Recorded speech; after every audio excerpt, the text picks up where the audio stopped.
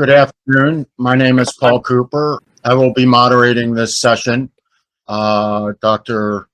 Parekh dug me up for this occasion, and I'm pleased to also share this session with two of my local colleagues, both Stephen Neufeld and Daniel Cuttica. Dr. Cuttica will first talk on total talus. I'll give a brief talk to follow, and then Dr. Neufeld will show several cases. Okay, thank you everyone for having me. I have no conflicts with this presentation. Very briefly, we all know about the talar anatomy, how it's with its poor blood supply, mainly because of the large amount of articular cartilage, limited periosteal coverage, as well as minimal soft tissue attachments. In addition, it's subject to a high amount of shear and compressive forces, up to 5 to 13 times the body weight. Because of these large forces, because of the poor blood supply, we know that the talus is at high risk for avascular necrosis. Now, when we think about treatments for avascular necrosis of the talus, we know that the treatment options are fairly limited. There is a role in some cases for non-operative treatment, and really in these cases you're trying to promote pain relief. So that involves protective weight bearing to prevent more collapse, various custom types of bracing, even ESWT has been described in some cases. Now, having said that, most of those patients still have some level of pain or discomfort. Now, surgical options, if and when you get to that point, are, especially in the face of collapse, involve typically arthrodesis, which has its own limitations. I mean, we all know that with fusion, you get stiffness. It requires periods of prolonged weight bearing, usually several weeks, even months. There are issues with shortening. If you because we have to remove a fair amount of dead bone, and then there are reported high rates of non-union, up to 50% in some series.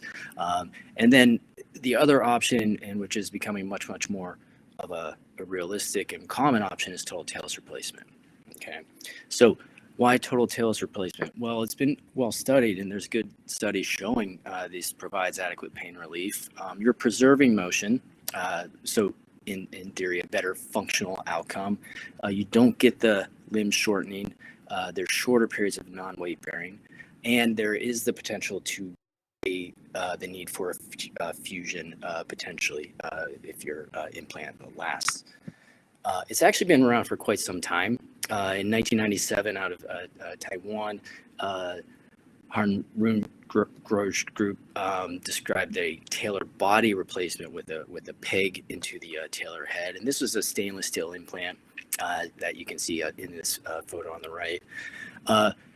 More in a large body of literature out of Taniguchi's group at Japan, where they discussed their ceramic total talus. Now, they had multiple generations of it. First generation involved again, this was ceramic, but involved a talar body with a peg into the talar neck. They noted a high incidence of subsidence and loosening at the peg. So second gen had the talar body but no peg, and they even with that felt unacceptable rates of necrosis of the talar head. Because of that, then went on to recommend a total talus replacement as a treatment option and a better treatment option. There's been renewed interest in this as of late, mainly because there's been significant advances in 3D printing, which we've been talking about quite a bit today. And then also, we've been doing a lot more ankle replacements, and we're going to start seeing more and more failures, and this becomes a potential option in failed ankle replacements. So the materials and manufacturing with total talus have advanced more so as of recently. So we know with 3D printing, we're using an additive type manufacturing, and that's where you're sequentially layering the metal to prepare a custom type of implant. And this has been shown to be a more accurate patient-specific type of implant, and even biomechanically stronger to your traditional subtractive manufacturing. For total talus, that typically means we're getting a CT of the, especially in the case of AVN, we're getting a CT of the contralateral talus. Get 3D modelings based off of that. It's manufactured and then processed and sterilized, and that's been shown to be an exact match, or almost an exact match, to the native talus. So, which is very, very important, because if you're matching the normal anatomy or the patient's normal anatomy, that tends to help with force distributions of your ankle. So, very similar to native joint forces. Titanium nitride is another kind of bearing that's been shown to potentially be beneficial, especially in your isolated total talus replacements. It's been thought that there'll be less, it causes less friction against particular cartilage, so that may improve the properties, wear properties, but also more importantly, limit or decrease adjacent joints, because we always worry about adjacent joint arthritis. When we think about advancements in total talus, we're really on our 4th generation, and what that means is there's more adjunctive capacity or adjunctive abilities that we can do with this. So on the left side, we're really, when we think of total talus, we're thinking of, for just one quick second, I'm so sorry. We're thinking of an isolated total talus. But then we move on, and there are adjunctive capacity where we can actually perform now a total talus with a total ankle replacement. It could be custom made to the tibia that we're using. There are arthrodesis capabilities as well. So, a lot of our patients with requiring a total talus have some level of hindfoot arthritis. So subtalar fusions can be formed, talus-navicular fusions can be formed in addition. So very briefly, when we think about a combined total ankle with a total talus, you're really going to perform this in someone who has AVN with collapse, but also arthritic changes at the tibial side of the joint. It's also going to be something to consider if your total ankle has failed and there's not a lot of talus left. So not a lot of talus to work with for your revision talus. So those would be areas of subsidence. If you have really large talar cysts and even talar AVN. Always important to make sure you have a good subchondral plate at your calcaneus. Otherwise, you risk kind of subsiding into the calcaneus as well. When we think of hindfoot fusion, we're developing a lot of these are made now with, if we're going to incorporate hindfoot fusion, with a porous coating for potential bone ingrowth, as you can kind of see in this picture here. You can also have specific screw tunnels. So screw tunnels for a subtalar fusion made and put where you like. If you're going to incorporate a talus-navicular joint fusion, you could have drill holes, tunnels there to accept screws and staples as well. This was a nice study out of Duke looking at total ankle with total talus replacement, but combining a hindfoot arthrodesis as well. So they, in the study, had a high fusion rate, improved pain scores, alignment, as well as range of motion. So it is a fairly viable option in those tough situations and cases. Another important adjunctive capability is soft tissue. So we know stability. Anytime we're doing a total ankle is important for implant longevity. So you can have the talus fashion or made with porous coating at the soft tissue insertion site. So this will allow, in theory, kind of improved healing of the tissue to it, and you can have like bone or screw tunnels or tunnels placed to hold suture. And there's a nice case report describing this where a varus total ankle was performed. After the implant was placed, you stress the ankle like we always do, and if there is significant ligament laxity, you're prepared to perform a lateral ligament repair reconstruction. And so it's a nice potential option. So how do these do? There's lots and lots good short-term studies. Most literature is really, when you look at it, is going to be case series. or retrospective designs like as these, and they the majority do show improvements in pain, improvements in radiographic measurements. Recently, there's been a couple systematic reviews out of Duke. The first is this study looking at just isolated total talus replacements, and it really looked at all studies incorporating like case series, retrospective reviews. At 196 ankles, average follow-up 46 months, and fairly heterogeneous groups. So they looked at everything, variety of materials such as titanium, cobalt, chrome, ceramic, your different generations of total talus as well. And they did have improved patient report outcome measures in all studies, and generally better ranges of motion as well. Important to note, a fairly high, about 26% incidence of adjacent joint arthritis at the subtalar or tailnavicular joint. So that's something very, very important to counsel these patients on. This other systemic review looked at total ankle with total talus. Again, out at Duke, looking at 139 ankles. And again, fairly improved outcomes, better range of motion, inconsistent patient-recorded outcome measures, but each series did report improvements. If you look at the group out of Japan, a 10-year review on their ceramic implant, so a minimum of 10 years, I should say, with 19 ankles, average of 152 months follow-up.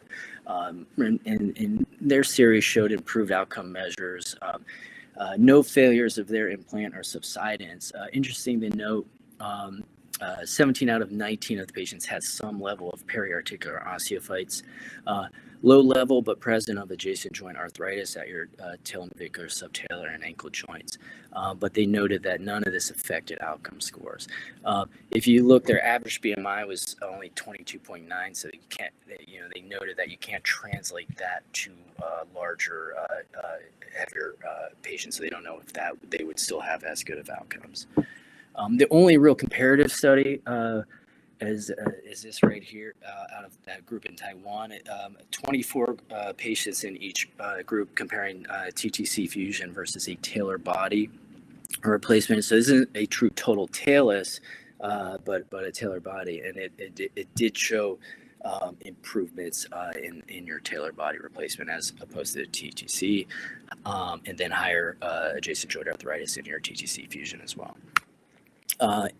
Whenever we think of new procedures, they're all fun, they're all exciting, but we gotta always think of complications. And this review actually kind of outlined them very, very nicely. A couple of things to really think about in terms of ligament instability. If you think about your total talus, it's a typically unconstrained implant. It gets its stability from its fit along the joint surfaces of the subtalar joint and tailnavicular joint, but also soft tissue. But if you think about when we expose it, we're releasing a lot of the soft tissue. A lot of times we release the deltoid or lateral ligament and your joint capsule. So how do we prevent instability? So you got to think meticulous dissection. Try to minimize any unnecessary soft tissue or ligament attachments if possible. I think it's nice, especially if you have a deformity you're correcting, a varus ankle, a valgus ankle, to have your implant made with that porous coat at your ligament attachment. So after you place your implant, you stress the joint, and do you need to do any sort of ligament work? So you're prepared, and then you augment it if needed. And then if you're doing a total ankle, obviously you can increase your poly size to some degree too, to try to create a little bit of stability. But again, key is ligament balancing. We know adjacent joint arthritis with hemiarthroplasties can be a problem, and that's potentially true here in an isolated total talus as well. So to prevent this, be very, very careful when we're doing your talectomy. So you don't want to plunge into the subtalar joint. It's important to kind of keep in mind the size of your implant as well. Try not to overstuff. If you overstuff, that may put increased stresses on the surrounding cartilage. And then your titanium nitride coating may be beneficial as well. Non-union, if we're performing a hindfoot fusion, can be challenging. You figure you have this stiff implant, somewhat of a bone not as stiff. You may have early micromotion. You're trying to get bone to grow into a non-biologic surface.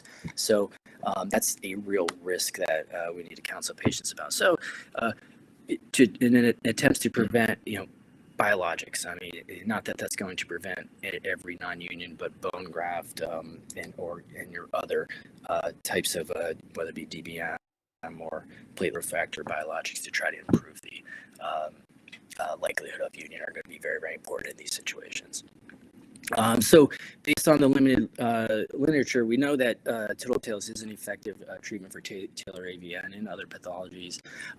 We know good short-term results. Obviously, we need more long-term studies, and it's important to be aware of potential complications and ways to mitigate them.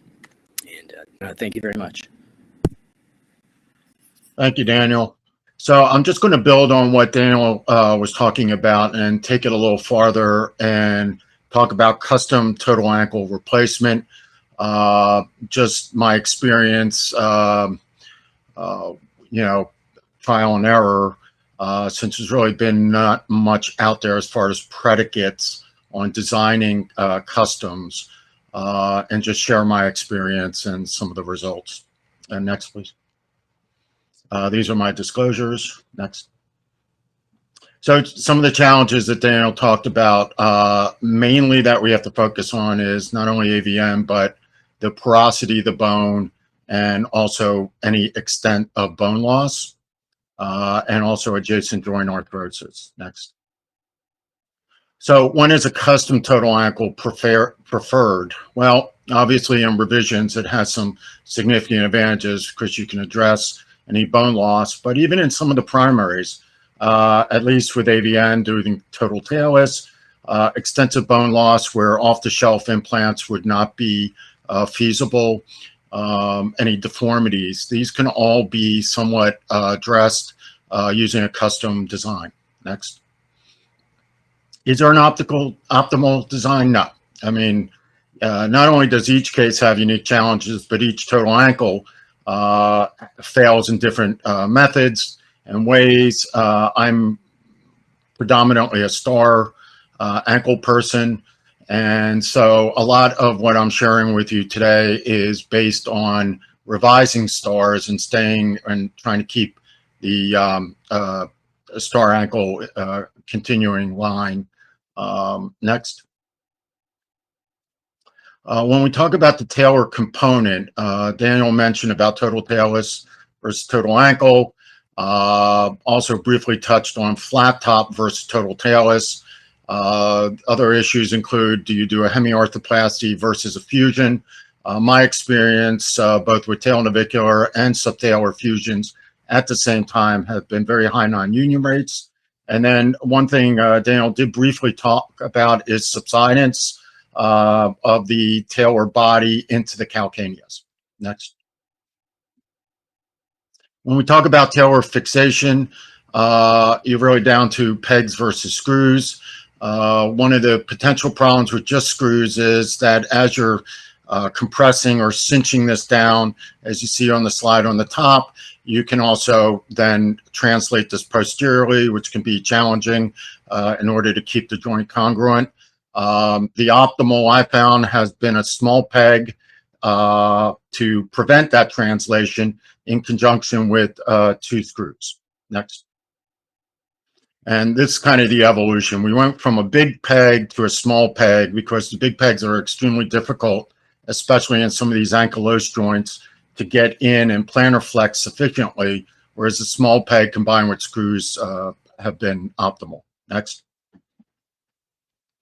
As far as the total talus smooth versus subtalar fusion, I have experienced, as I mentioned before, a higher rate of non-unions and subtalar fusions with total talus replacements, and reverted back to the concept of the hemiarthroplasty. Even in the presence of arthrosis, there is some potential to maintain some coronal plane mobility. You can always convert it in the future if symptomatic. To date, we have not had any that have needed to be converted over the past 5 years. Next. And this is an example of a patient that had both tibia-talar or subtalar arthrosis, attempted subtalar fusion, went on to a non-union, simply converted this since there was still preservation of the subchondral bone in the anatomy of the posterior facet into a total talus replacement with a standard off-the-shelf tibial component. Next. Here's another example of an infinity that really subsided under a triple, and this was, or at least a subtalar. This was converted then to a total replacement without a full body, but using screws to stabilize since there was no preserved subtalar joint. Next. What about flat top versus total?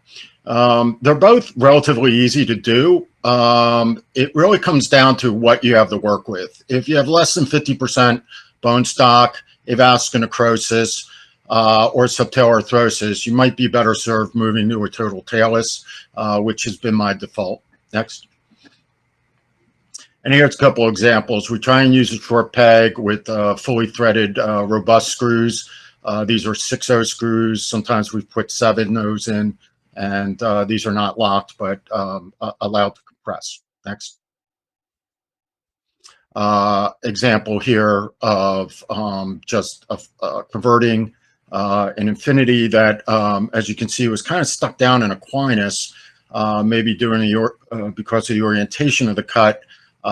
Revised just that part of it since the tibia was intact, but reoriented the flat top talus component, and patient was able to get a plantar grade foot. Next. What about talanavicular hemiarthroplasty versus fusion, as Daniel alluded to? The adjacent joints, same principle here. I've had a very poor success rate in attempting to get a talanavicular fusion, mainly because of the orientation, trying to get screws through the talar neck and head. The alternative would be to do the shelf and put screws onto resting the dorsum and navicular, which also serves to minimize collapse. Next.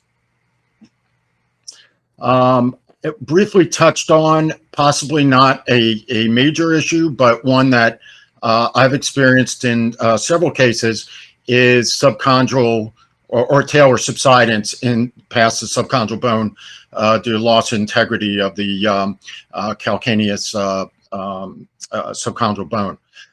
This has been a challenge and is one that I don't have an answer to. We've tried beaming, methacrylate fillers, extension hanging over the navicular and posterior calcaneus, and then by means of this, we're going to introduce a new concept of a different type of material that may potentially avoid subsidence in the future. Next. So the concept here would be to rebar the subchondral bone in the calcaneus, and there are a variety of different methods to do this. Next. I use these OSSI pegs, put 2 in from posterior to anterior and 2 from medial or lateral to medial. Next. And that's added some support in those cases where the bone was felt to be somewhat osteopenic, or there was some violation or loss of integrity of the subchondral plate. Next. Here's an example that you can just see converted a total ankle that was failed with a triple to an attempt with fusion of both the subtalar joint and talanavicular, and you can just see that there's subsidence and also pulling out from the talanavicular joint. Next. So the only solution here was to revise with a more robust extension resting on the calcaneal body and the navicular. And this was done about 18 months ago and so far has held up. Next. When we talk about materials, we've got chrome cobalt and titanium historically, but there's some interesting materials out there now that are thermoplastics, one being PEC, which is a distant cousin of PEEK. Next. In the family, you may be familiar with PEEK, a lot of implants, both hammer toes and wedges. There's been some history of PEC, which has an extra ketone, which makes it even stronger. Next. And has historically been used for fusions, like the PEC balls here that you see, or a subtalar fusion wedge. Next. If you look at the stiffness of the material, it's closer to that of bone and is also much lighter. Next. So some of the advantages are that it's drawable and trimmable, which is a huge game changer. Is very lightweight. You can do unlimited shapes. It's also radiolucent. Next. As you can see here, just weighing comparable sizes of the implants, it's roughly 1/3 that of titanium and 1/7 the weight of chrome cobalt. Next. When we talk about tibial component designs, I initially started with a stem of 70 millimeters. This has now evolved to that of a 50 millimeter stem. We were getting into junctional fractures on a few occasions, and so shorten the length of the stem. In addition, I moved from using anterior to posterior screws to secure the anterior tibial window to that of just using some ribbon plates that you can see on the lower picture. Also, with regards to the design of the tibial component, you have to deal with bone loss. Sometimes we'll use segment fillers or just resect additional amount of bone back to a healthy level and then just build up that much more on the tibial tray. Next. And here's been the evolution. First, anterior to posterior holes with at least 1 or 2 slots. Then we moved to just making it solid and then took it down from 70 millimeters down to 50 now. Next. The other options here are, again, we understand how important it is through recent articles in Foot and Ankle International to restore the joint line. So sometimes you have to do an extensive buildup on the tibial tray. Other options are void fillers. The problem here being that you really can't trim this. So unless it fits perfectly, you're going to have to take back more bone, which is something intuitively we're trying to avoid. So it's a hit or miss whether or not the void fillers are going to fit perfectly or not. Next.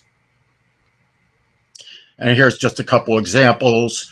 Again, these would never be considered to be good primary total ankle candidates, extensive bone loss.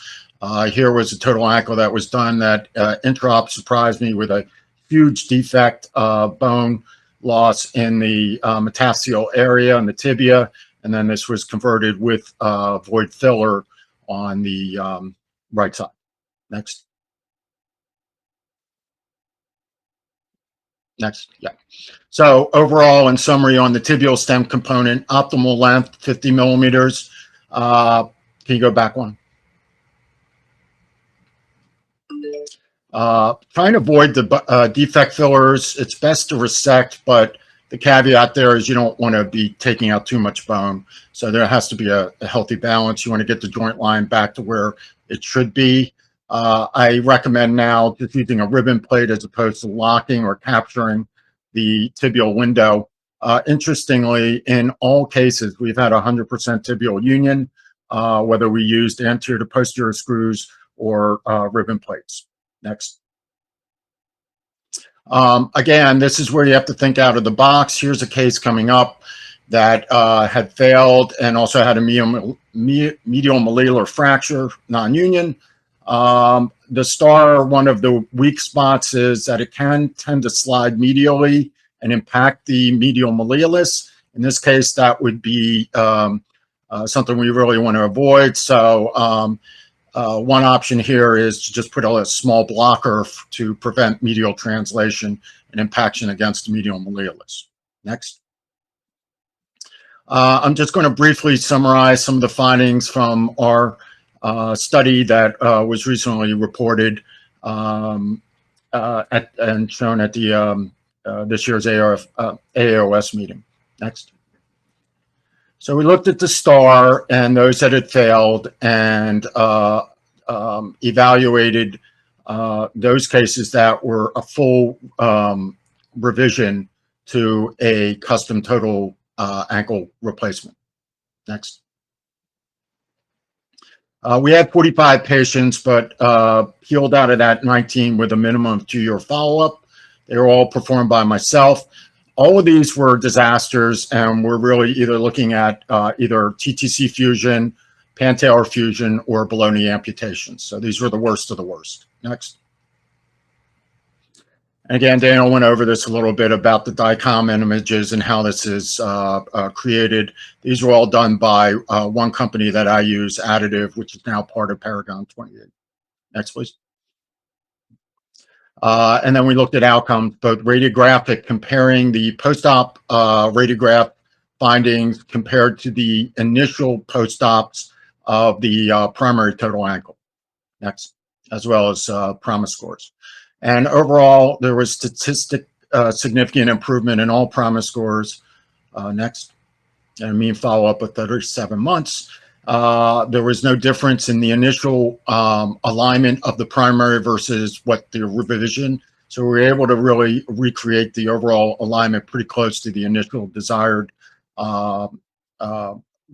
position.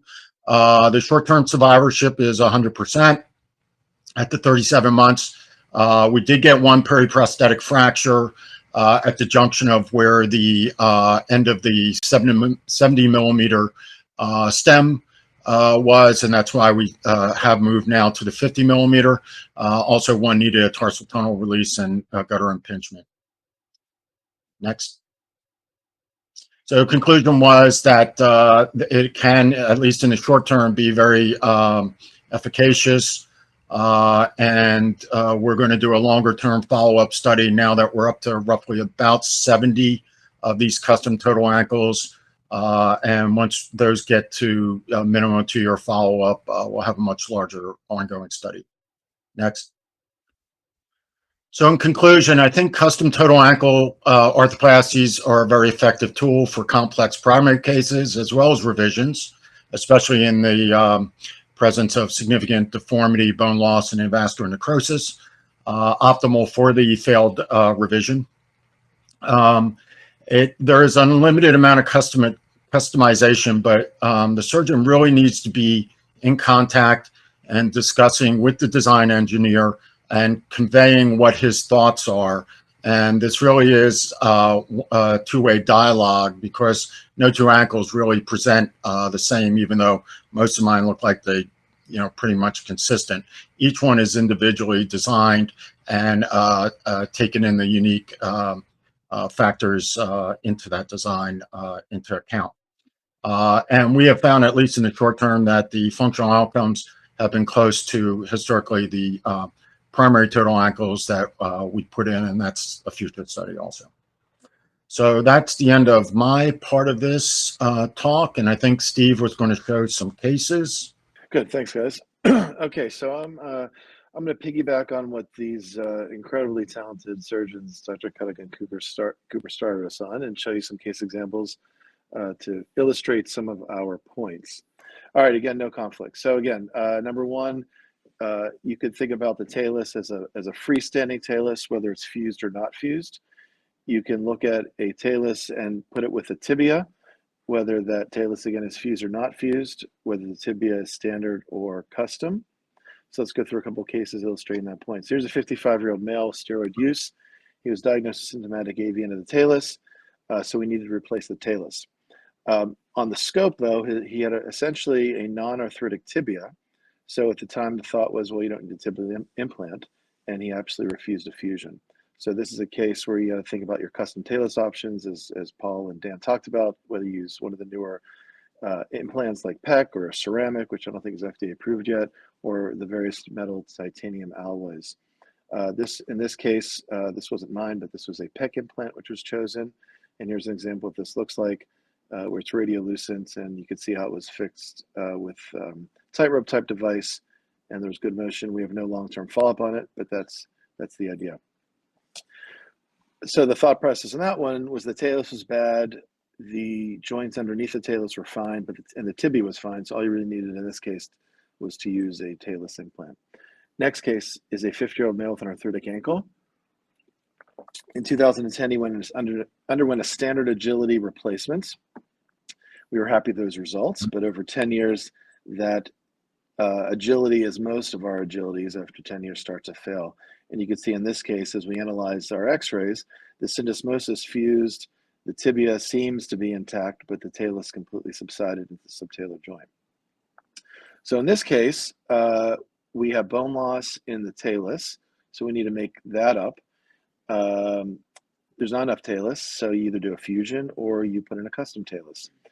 The tibia, there should be plenty of bone, so you really don't need a custom tibia, and we were able to put in a standard in-bone type tibia and a custom talus. So that was the surgical plan. This is what it looked like intra-op, and this is a freestanding talus with a standard tibial implant. Post-op 2 weeks, she was doing fine, really had no pain. We didn't start her walking yet. By 6 weeks, she was walking and really had no pain. She's back in normal shoes. So we don't have long-term follow-up on this one, but by a year, she was doing well.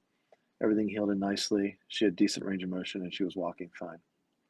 Steve, So can again, I interrupt for a second? Sure. This looks like the same problem I was having, namely, it looks like some subsidence. It looks like the calcaneal, the posterior set. Is that a clinical issue or concern for you? And if so, how would you address that? Yeah, no, it is a big issue. And I think, and this is, you could tell by the soft tissue envelope, this is a large woman. Yeah. This was only a year out.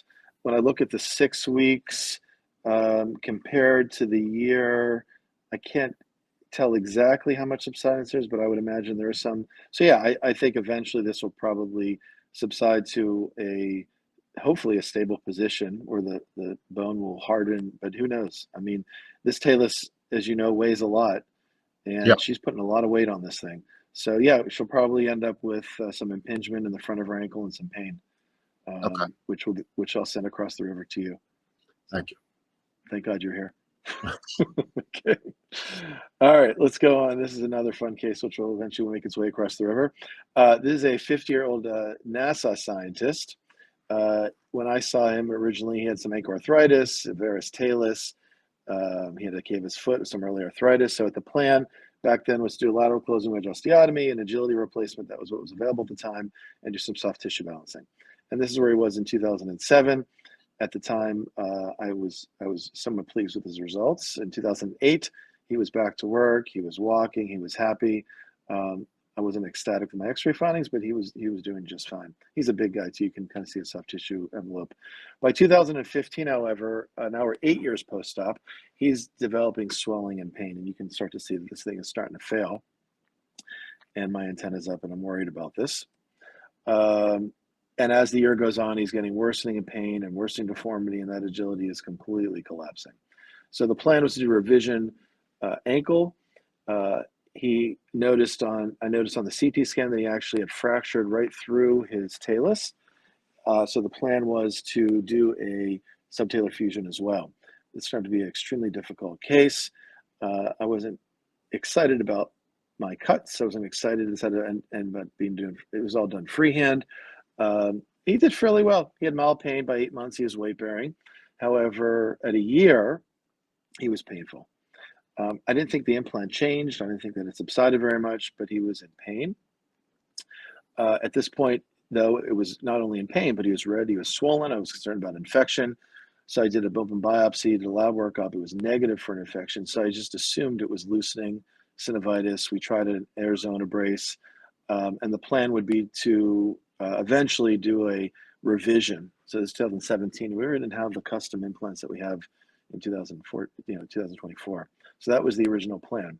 So finally, in the year later, we took him back to surgery. But when I was in there, I was stuck because I made my cuts. I resected down to bleeding bone, and I could not get a standard prosthesis to fit. I used the largest poly possible, and just nothing would fit. So humbly, I bailed, and I put in a spacer femoral head to maintain my length, and I closed it back up again, and I went back to the drawing board. So 2 weeks after the femoral head spacer was put in, go figure, the case gets worse. He's growing out serratia. It's infected. We're now discussing, amputation, but he really did not want an amputation. We tried to do a limb salvage. So the plan, I removed this femoral head, put in a cement spacer, IV antibiotics, treat him as a standard revision. By 8 weeks after the cement spacer is placed in, he's actually ambulating. He's back in shoes. He's in no pain. He's very happy with this thing. So I was high-fiving my partners and thought, well, we're out of Dodge for now. Watched his CRP and his set rate come down. So I felt pretty comfortable that his infection was cleared. Around a year later, then I started looking critically, well, how are we going to reconstruct this thing? So now we're in our modern times, and we have some options. Now we can do some custom implants. So the tibia looked like there was enough native bone, but the talus did not. Obviously, the talus have subsided. The TN joint was getting trashed. The subtalar joint was trashed. So we definitely needed a custom talus to make up that bone loss and remove the arthritic joints. So we designed a custom talus to fuse. Notice this is pretty funny. He actually had his wife's name engraved with their anniversary in the implant. So he said, so if this fails and I go down, I'm buried somewhere. When they dig me up, you'll know who I am. I got a kick out of that one. Anyway, so this plan was a custom talus and a standard revision tibia. At this time, there were some tibia options at this point. So here he is in 7 months post-op. He has no pain. He's ambulating well. I was happy at that point. 1 year post-op, as Paul had mentioned, you can start to see this thing is subsiding a little bit. But again, he's in no pain. He's back living his life. He's doing fine. And I saw him last year at 5.5 years post-op. He's still happy, Paul, but I am not happy. As you can see, this thing is subsiding and the screws are loose. He's not infected and he's still getting around. So who knows, at 5.5 years from now, it's still going to be around. I'm not really sure. But that was the idea. So again, the thought process, standard tibia, custom talus, get rid of the arthritic In a joints. very challenging area, namely when you're resting on bone that may be suboptimal with a big heavy chunk of metal. The only thing I've found is really just extending the lips so that posteriorly you're resting on the calcaneal body, that posterior cortex, and then anteriorly you're resting heavily on the navicular or whatever. Yeah. Well, that may be in his future. His tibia seems fine though. So yeah, that looks good. Yep. We'll see what happens. All right, let's do one last case. Again, the same sort of train of thought, thinking about what anatomy is there and what anatomy is not there and what needs to be removed or fused and what may not be. So here's a 60-year-old male involved in a motor vehicle accident. He just crushed his distal tibia and articular surface. Underwent ORAF. Our trauma guys love to throw these plates and screws in. They just love that stuff. Unfortunately, they feel great about themselves, but when we see them in reconstruction times, these things are disasters, especially trying to take them out. Well, by 5 years, he's having horrible ankle pain. He wanted the hardware out, which we did. And there's large bone loss. This thing was just a disaster. It was healed. It doesn't look healed, but it was actually healed. But there was very large bone loss. His talus seemed okay at the time. So the thought was he has an arthritic joint with bad tibial bone loss, and the plan was to do a custom tibia and a standard talus, and that's what we did. The custom tibia was used to make up that bone loss. The standard talus was put in. If you can notice there's some screws that's going across the plate on the fibula. There's no way to get that tibial implant in easily without doing an intra-articular osteotomy, which I did, which we put a fibula plate on it. Unfortunately, walked on it post-op week 1, the syndesmosis fell apart. It takes a great patient to ruin a great surgery, right? So this was revised with tightrope procedures, and this is at 3 months. So who knows? It's going to last long, but for now, at 1 year, he's doing fine. I'm not sure we ever got true incorporation to the tibia, but as Paula talked about, he's had no tibial non-unions, so hopefully this will continue to do fine. So in summary, these custom implants really depends on the specific needs of the anatomy. So the way I think about it is if there's arthritic joints, then you may need to fuse it. If there is solid, good bone, try to take advantage of whatever you have. So each of these cases are challenging. You need to take case by case, and you really need to be prepared for all complications. And you need to make sure that patient's on board and they're willing to ride this thing out. know they've got multiple operations in their lifetime and ultimately may even lose their leg. We don't have any long-term follow-ups, however, and we still need some studies to determine the optimum materials. I do feel, as Paul was suggesting, that these big heavy metal implants may not be the future, and maybe we need a lighter, better type of material. So thanks for your attention. Thanks, Steve. I don't have access, unfortunately, for questions. We do still have a few minutes time remaining. Is there a way, if any of the attendees want to ask questions of the panel? Yeah, I'm monitoring the questions, Paul. Nothing's coming through yet, Okay. but as things come through, I will bring it to you guys' attention. Yeah, Steve, on that last case, you know, with current generation total ankles, is really the tib fib joint critical? I mean, you're really relying almost completely. Oh, did Steve cut out? Yeah, I'm here. Okay. Can you hear me? What was the thinking with regards to the importance of getting the tib fib joint stabilized? I guess it goes back to my agility days, thinking that maybe we need a syndesmosis fusion, as stable of a platform to support the weight-bearing surface as possible. In hindsight, I don't know if that was necessary. I don't know. What do you feel about that? Do you mind sacrificing the syndesmosis and the fibula?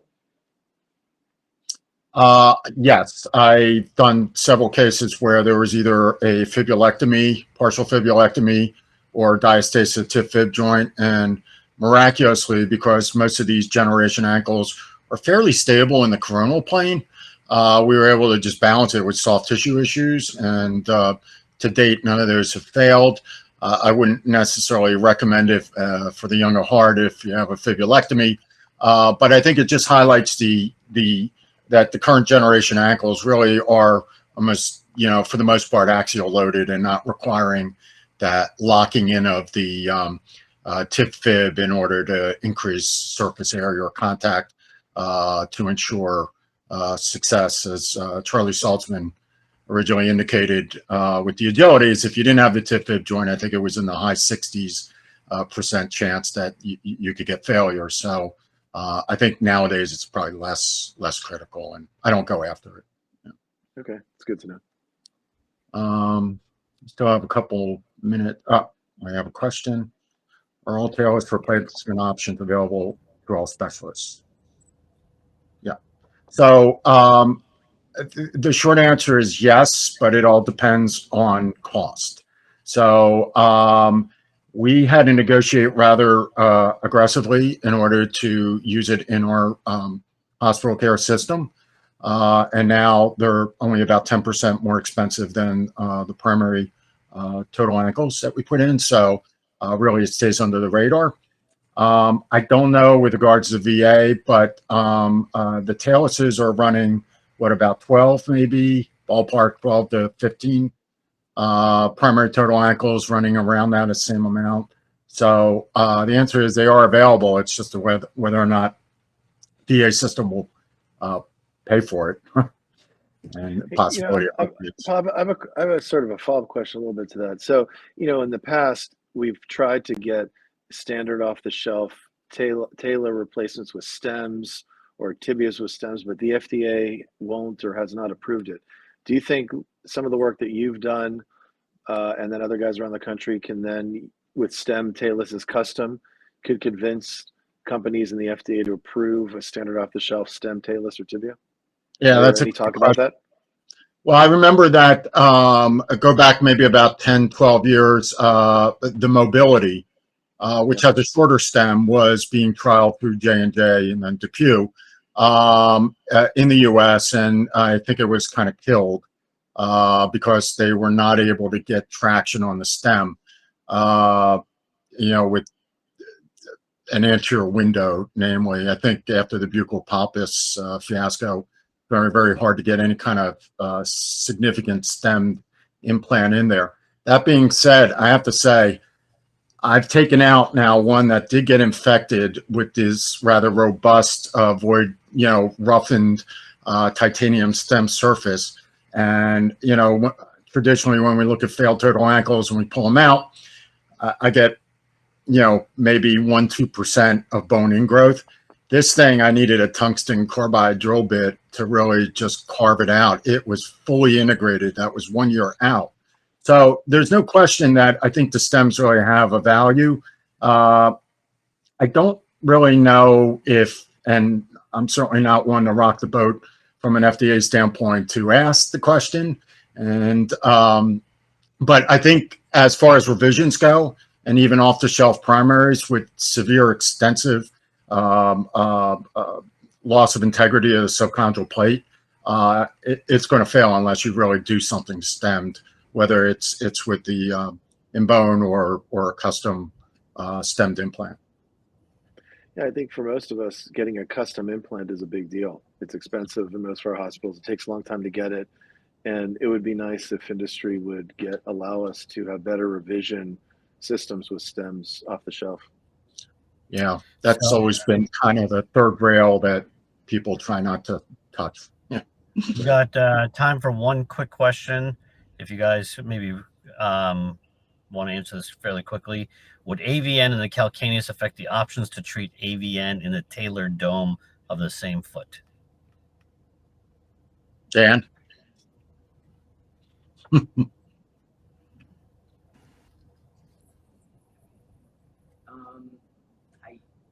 think it depends on what you're treating. If you have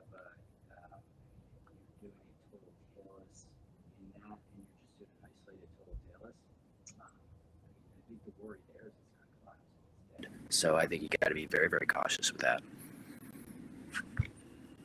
Yeah, there's soft AVN and hard AVN. If you have the hard AVN, it might support maybe with some beaming. Certainly the softer type of AVN, which sometimes you don't even know until you're in there, would just lead to a disaster. So I would lean towards resting it again on the posterior calcaneal body and the talar navicular rather, and suspend it, so to speak, so that you're load sharing with the calcaneus. Steve, what do you think? I think I'd be nervous and probably do a fusion. Well, again, the lesser of the two evils, how are you going to get dead bone to heal dead bone? So right. that's not a slam dunk either. And that's why sometimes going the replacement route might be the lesser of the two evil. That's true. All right. Okay. Cool. Well, guys, thanks so much for that awesome session. I'm going to wrap up so that I can get the next session going.